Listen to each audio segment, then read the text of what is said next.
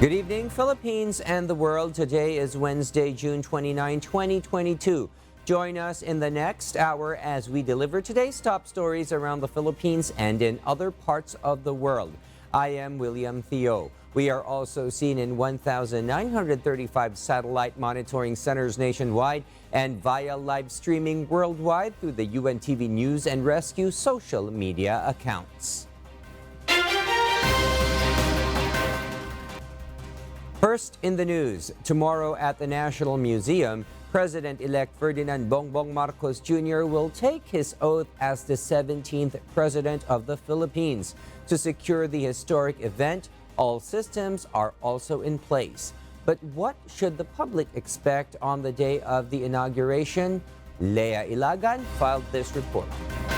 The Department of Interior and Local Government or DILG said there are no plans to jam mobile phone signals during President-elect Ferdinand Bongbong Marcos Jr.'s inauguration at the National Museum of the Philippines. On the other hand, DILG Secretary Eduardo Año said that any change in plans will be dependent on the situation on the ground tomorrow. The outgoing DILG Secretary also said that the security forces are now on full security preparations. Checkpoints and chalk points were installed at all Manila entry points and a gun ban was imposed in Metro Manila from June 27 to July 2. We are prepared for this and we will execute all protocols as planned for the success of this historic occasion. To avoid the spread of COVID-19, Secretary Año also encouraged supporters that only the fully vaccinated individual may go to the viewing area, but a vaccination card is not required. Lea Ilagan, UNTV, News and Rescue. We serve the people. We give glory to God. The Philippine National Police or PNP encouraged supporters of President-elect Marcos Jr. to come early to the golf course in front of the National Museum. Dante Amento tells us why live. Yes, Dante, good evening. Go ahead. Good evening, William. Strict security screening will be implemented in connection to the inauguration of President-elect Ferdinand Marcos Jr. at the National Museum. The golf course, which could accommodate thousands of people, will be open for Marcos' supporters as early as 6 a.m. At 9 a.m., the Philippine National Police will implement a lockdown at the venue. The golf course is intended for public viewing. PNP Directorate for Operations Director, Police Major General Val de Leon said bringing appointed items, backpacks, among others, are prohibited.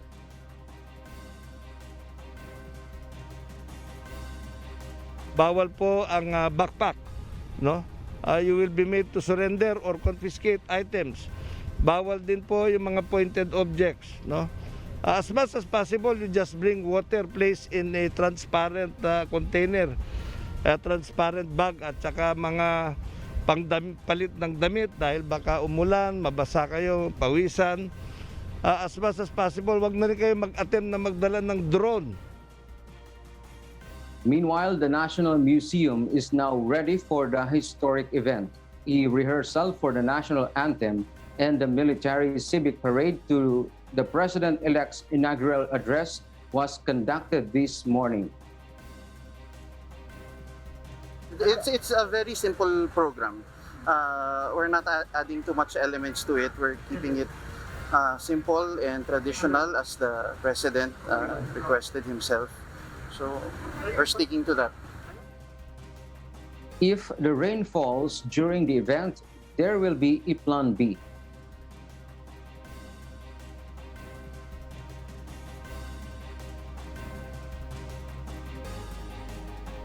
William, the inauguration program for our 17th president would be start at 10 a.m. Tomorrow.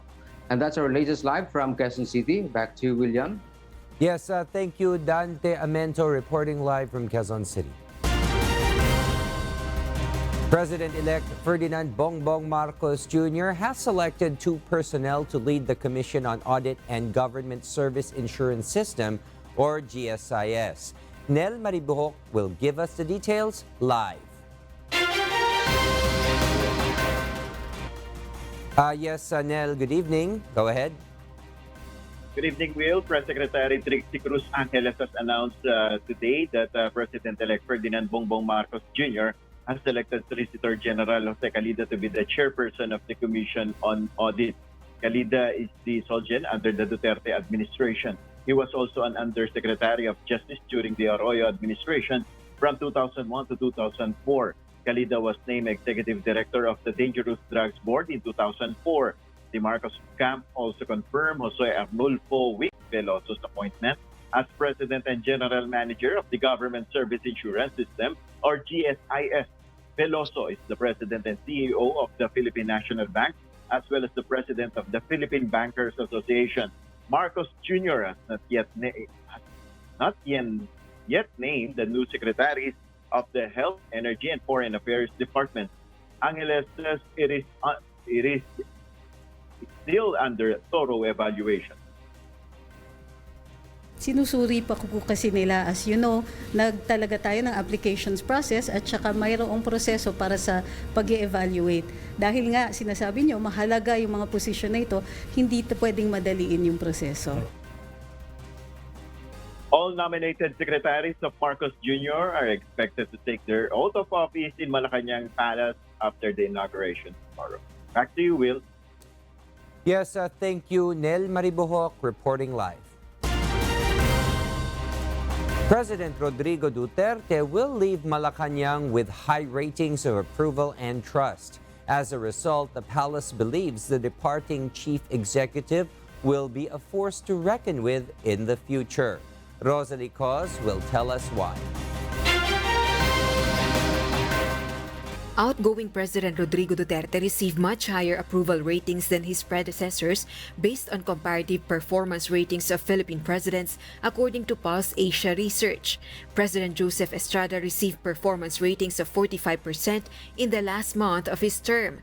President Gloria Macapagal Arroyo received only 16% ratings, while President Benigno Noynoy Aquino received 45% approval ratings. President Duterte's approval staying high through 6 years is a legacy of President Duterte, according to a Politiscope interview with the palace. As a result, he will be a force to be reckoned with in the future. It only means one thing. The people have high regard and trust with the president. In the future, kung meron mang mga instances na kailangan niyang magsalita, mag-mediate, then he will be still a force to reckon with. In March 2022, report of Pulse Asia, the chief executive got 73% approval ratings. The data also shows that the chief executive's popularity has been hardened over his 6-year term from September 2016 to March 2022. In September 2021, he received his lowest total approval rating of 64%. The highest approval rating was in September and November 2020 with 91% approval. Rosalie Cos, UNTV News and Rescue. We serve the people, we give glory to God. Meanwhile, the Securities and Exchange Commission, or SEC, has issued an order affirming the decision to revoke Rappler's certificates of incorporation. Rappler's chief legal counsel, on the other hand, says the SEC's decision can still be appealed. Eileen Cerudo explains why. Rappler's attorney Francis Lim says the Securities and Exchange Commission's shutdown order is not yet final. Rappler, he says, has prepared the legal remedies required for the revocation of the shutdown order. The present decision that we're now discussing is a decision that can be appealed directly to the Court of Appeals via what we call in the legal circle a petition for review. The 2018 decision of the Court of Appeals, which it affirms, has already attained finality based on the SEC order. It has also ordered the Monitoring Department to revoke Rappler's certificates of incorporation. Rappler Holdings Incorporated issued Philippine depositary receipts to foreign investor Omidyar Network, causing the issue. There is a very big difference between depositary receipts and shares of stock. Okay, so that's one area of contention, And we do hope that due to the significance of this case and its implications, especially on press freedom, the Supreme Court will finally resolve that very important issue. Maria Ressa, Chief Executive Officer of Rappler, expressed displeasure about the SEC order and reiterated that they will continue to fight for their rights. Our goal is to continue holding the line. You've heard me say that forever. We're not going to voluntarily give up our rights. And we really shouldn't. I've continued to appeal for that because when you give up your rights, you're never going to get them back. The National Union of Journalists of the Philippines expressed support for Rappler and condemned the reported media harassment. The group said it will remain united against any attempts to restrict press freedom. Eileen Cerudo, UNTV News and Rescue. We serve the people. We give glory to God.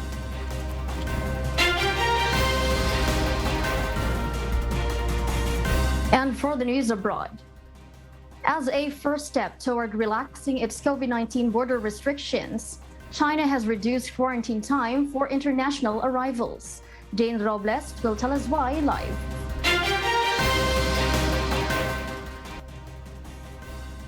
Yes, Jane? Good evening, Marielle. People arriving in mainland China will now have to spend 7 days in a government-run quarantine facility, followed by 3 days in home isolation, according to new guidelines released on Tuesday by the National Health Commission. Previously, the quarantine period was 14 days, and the period of home isolation was 7 days. Well, this is the most significant change in rules since China closed its borders in March 2020. The country's border controls remain strict in comparison to others that have completely reopened and dropped testing requirements. The policy change was based on huge amount of scientific evidence gathered from pilot schemes in April and May, as well as lessons learned from recent outbreaks in Shanghai and Jilin province, according to Lei Zhenglong, a National Health Commission official. Beijing, on the other hand, has maintained its tough, dynamic zero-COVID response, which intends to prevent new cases from entering the country and eradicate local outbreaks. The new regulations also require that all carry-on and checked luggage be disinfected. While overseas arrivals now spend less time in quarantine, they will be subjected to more testing under the new guidelines, 5 tests in total, while in the isolation facility, up from 4 previously. Back to you, Marielle. Thank you, Jane Robles, for that live report. Meanwhile, as summer vacations begin, European Union countries extend their COVID-19 certificates for 1 year. Paul Gatchalian will tell us why live.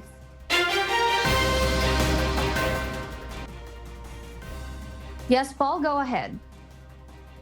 Marielle, over the last week, EU countries have identified rising cases with new COVID-19 variants, pressing the government to restore its health regulations to aid international travel. Almost 2 billion COVID-19 certificates were issued as the summer holiday season begins, making it easier for citizens to travel around the region. These certificates include an individual's vaccination status, negative test results, or recovery from infection, effectively allowing them to bypass quarantine, according to a statement by the Council of the European Union. The European Council expects the regulation to be released soon as health situations improve again. On that note, France reported almost 150,000 positive tests on Tuesday, causing health experts to identify a possible 7th wave for Europe. France Health Minister Brigitte Bourguignon encouraged the use of masks once again in crowded areas and on public transport. Marielle? Paul, the EU's vaccination programs were considered a success when they were rolled out. Are there new strategies surrounding vaccines for the European citizens? Well, Marielle, booster shots, like health advice in most countries, remain the highly recommended advice for individuals. It is important for EU citizens to remain up to date with at least 1 booster shot to increase their resistance against COVID. Marielle? All right, thank you for that live report, Paul Gatchalian. Medical students in the United Kingdom are the first in the world to use virtual reality headsets to train and treat holographic patients. Nerissa Dando will give us the details live. Yes, Nerissa, good evening. Good evening, Marielle. Cambridge University Hospitals, along with Los Angeles-based software developer Gixxer and the University of Cambridge, designed the new mixed reality training system called HoloScenarios. The groundbreaking technology will enable junior doctors to see each other and interact with multi-layered and medically accurate holographic patients. NHS National Medical Director Professor Stephen Powis stated that the technology will allow students to boost their clinical skills by practicing high-level, real-time decision-making and treatment choices. British medical students are to make several modules using HoloScenarios, starting with respiratory and emergency medicine, where they can practice treating a holographic patient with asthma, anaphylaxis, pulmonary embolism, and pneumonia. This technology, Marielle, will be accessible anywhere in the world. Students could theoretically take the course while working at home. Marielle? Thank you, Nerissa Dando, reporting live. We'll tell you more global stories later, but for now, back to you, William. Yes, thank you, Marielle. After the release of a Senate committee report containing a list of alleged smugglers and their protectors, a lawmaker requests that the Office of the Ombudsman inquire into the agricultural smuggling issue. Harleen Delgado will tell us why. Senator Aquilino Coco Pimentel hopes the Office of the Ombudsman would initiate an investigation on the issue of agricultural smuggling in the country. This comes after a copy of a Senate committee report containing the names of alleged agricultural product protectors and smugglers was released to the media. The supposed validated list came from an intelligence report received on May 17 by Senate President Vicente Soto III. Pimentel is one of the 17 senators who signed the committee report, but noted that he has no personal knowledge on the said validated list. The lawmaker stresses that the problem is serious and that the ombudsman should inquire further. Napakalaking problema na yun. Napakalaking problema. Tama to, hindi nga to ordinary committee na Senate. Committee of the whole. Hindi naman din sana si ombudsman. As the protector of the people din, silipin na po niya. Huwag na siya maghintay na bigyan siya ng kopya. Humingi na lang siya. In a radio interview, Soto says he already submitted a copy of the committee report to the ombudsman. Pimentel is also calling on President-elect Ferdinand Bongbong Marcos Jr. to focus on solving the agricultural smuggling problem in the country as he takes the helm of the Department of Agriculture. Pwede niya actually makonect yan sa kanyang piniling na Department na Agriculture. But actually, I'm making that call, but the committee of the whole report is also making that call. The entire Senate is making that call. Earlier, Soto also disclosed that the report was submitted to the incoming president. Should the problem persist and affected farmers, traders, and vendors will continue to complain about smuggled agri-products, Pimentel says the investigation should be reopened in the next Congress. Harleen Delgado, UNTV News and Rescue. We serve the people. We give glory to God. The sugar supply in the Philippines is now less than 500,000 metric tons, according to the Department of Agriculture. The Sugar Regulatory Administration foresees that the remaining stock will last less than a month. Ray Pelayo will tell us why. Raw sugar will be available until July 29 this year, while refined sugar will be available until August 4. According to the Sugar Regulatory Administration, this is the result of continually depleting supply as a result of decreasing local production and delay in the importation process. SRA is now assisting in the arrival of the 200,000 metric tons of sugar questioned before the court. But unfortunately, what is happening, kahit yung carry over natin last year, nauubos na. So, inuubos na rin yung magiging buffer stock natin kasi naantala yung importasyon.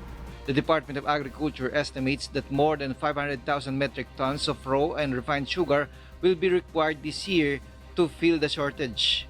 The current administration, on the other hand, is deferring decision on sugar importation to the next administration. This is the same as the rice supply shortage for this year, which is expected to be 500,000 metric tons. Outgoing Secretary William Dar said that local production declines as fertilizer prices increase. The official mentioned that the importation could still be processed by the next administration. Again, they will say negatively against me. But again, to highlight that we have to secure a much lower price of rice during these times of crisis. It is much lower than last year's importation. Now, will we go beyond that? That's the next question. The arrival of imported rice has already reached 1.5 million metric tons. Ray Pelayo, UNTV News and Rescue. We serve the people. We give glory to God. The government has officially launched a new pandesal variant made with coconut flour. Janice Inhente tells us why. In response to rising wheat flour prices and some importation problems, the Pinoy Coco Pandesal was introduced by the Department of Trade and Industry, the Department of Science and Technology, the Food and Nutrition Research Institute, and the private sector. The bread is made with coconut flour, which is more calorie-dense than traditional grain-based flour and is also a good source of protein, fat, fiber, iron, and potassium. Coconut flour is cheaper because it is already available in the country, while wheat flour must be imported from another country according to DTI Secretary Ramon Lopez. Tumataas pa rin ang wheat flour, kaya nga meron tayong pangganitong pandagdag na hopefully maging stable lang yung presyo niya dahil dito galing sa atin yung coconut. Secretary Lopez believes that using coconut flour in place of wheat flour can drop the cost of bread in the country. Coconut flour is much cheaper with only 38 to 39 pesos per kilogram based on the DTI suggested retail price, while wheat flour costs 41 to 43 pesos per kilogram. Sa consumer side naman, siguradong stable at stable ang supply pati stable ang presyo ng mga wheat cocoa flour kasabay ng wheat flour. DOST FNRI research found that instead of using 100% wheat flour in making bread, it can be mixed with 10% coconut flour without changing the bread quality. Kailangan alamin mo talaga kung ano yung pinakamagandang kombinasyon, kaya nga yung 10% is sinasabing safe, kasi siyempre pagka sobra naman ang taas, may epekto yan na mahirap i-control, at kung sobrang baba naman, hindi rin mapapababa yung presyo. Meanwhile, the FNRI is looking at other potential wheat flour substitutes such as sweet potato, cassava, banana, and arrowroot. Janice Inhente, UNTV, News and Rescue. We serve the people, we give glory to God.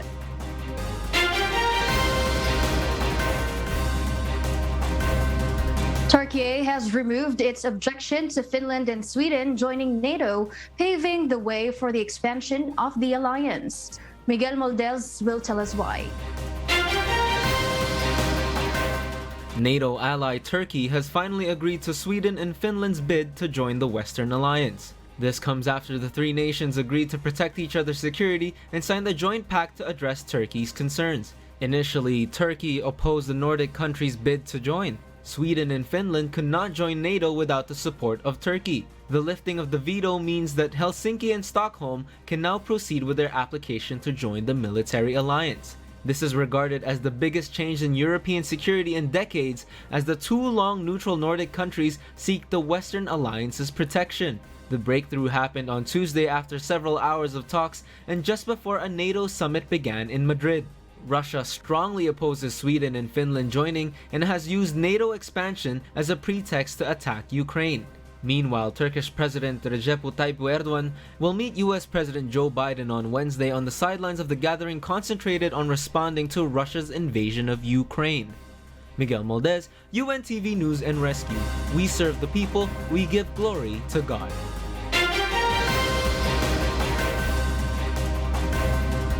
The leaders of the biggest economies are standing with Ukraine and will take far-reaching steps to stop the source of income of Russia's invasion. Mavian Dog will give us the details live.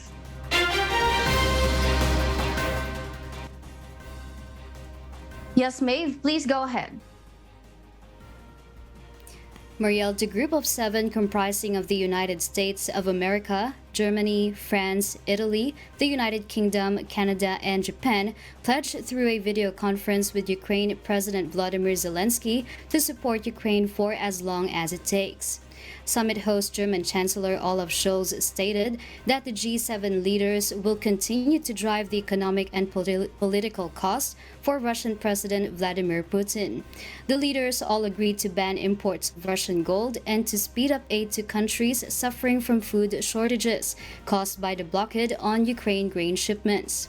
The United States has already banned Russian oil imports, while the European Union will impose a ban on the 90% of Russian oil that comes by sea, but will not take effect until the end of the year. After the summit, the leaders stated their intent to set up further discussions on the feasibility of barring imports of Russian oil, which will hit a key income source and in theory would relieve energy price spikes and inflation. Back to you, Marielle. Thank you, Mavian Dog reporting live. Meanwhile, in response to the United States monkeypox outbreak, the Centers for Disease Control and Prevention, or CDC, activated its Emergency Operations Center, mobilizing additional CDC personnel and resources. This will increase operational and health support to deal with the evolving challenges of the outbreak. More than 300 CDC staff work alongside local, national, and international partners will keep public health concerns at bay. As of June 27, CDC data showed at least 244 probable confirmed cases of monkeypox in the United States and 4,357 cases globally in 48 locations. Researchers from Houston made a surprising discovery that one flu shot can significantly reduce the risk of being diagnosed with Alzheimer's disease. Joselito Liquido will tell us the details live.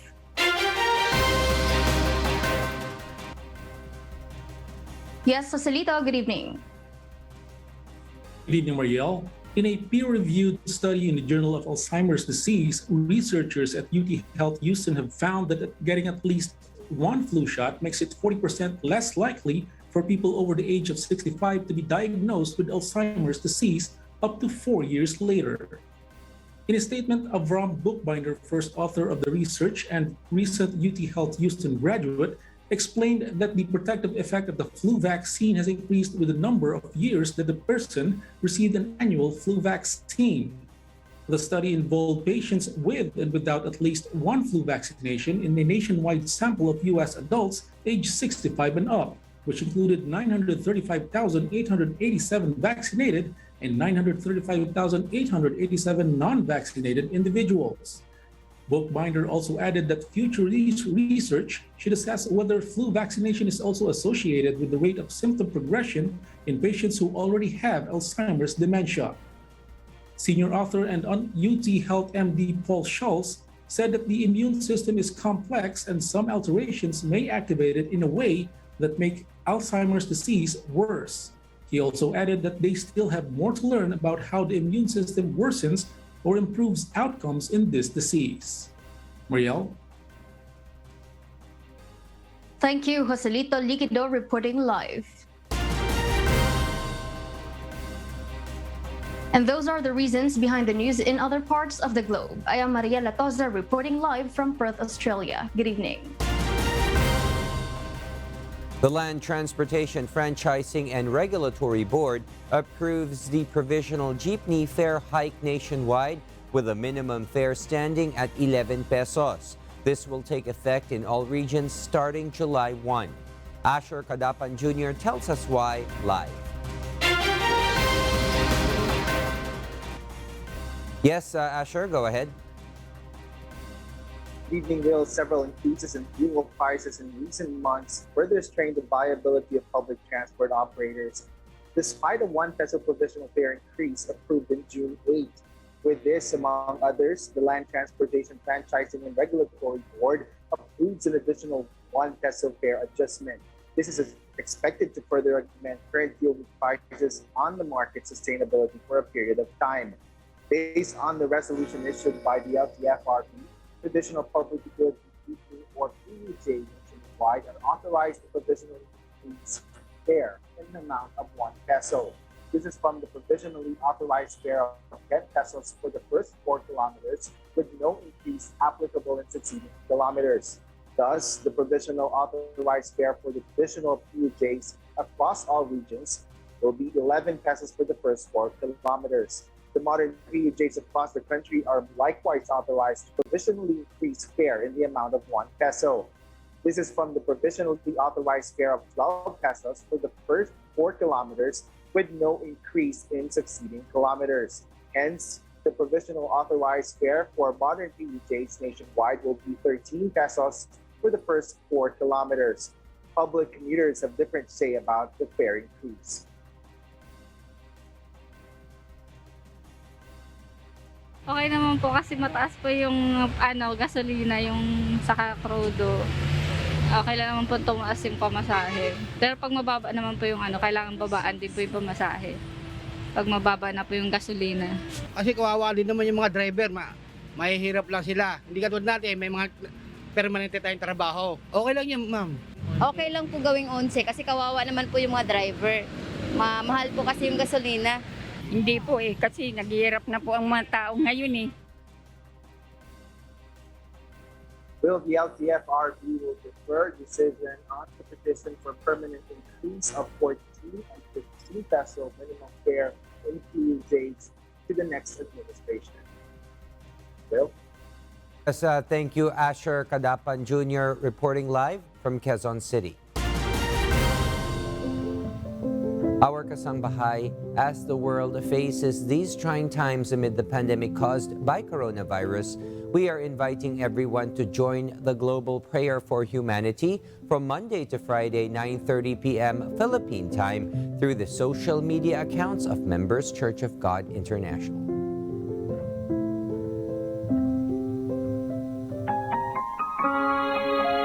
And before we close, we will leave you with the word giving glory to God from the book of Matthew, chapter 5, verse 44. It says, "But I say unto you, love your enemies, bless them that curse you, do good to them that hate you, and pray for them which despitefully use you and persecute you."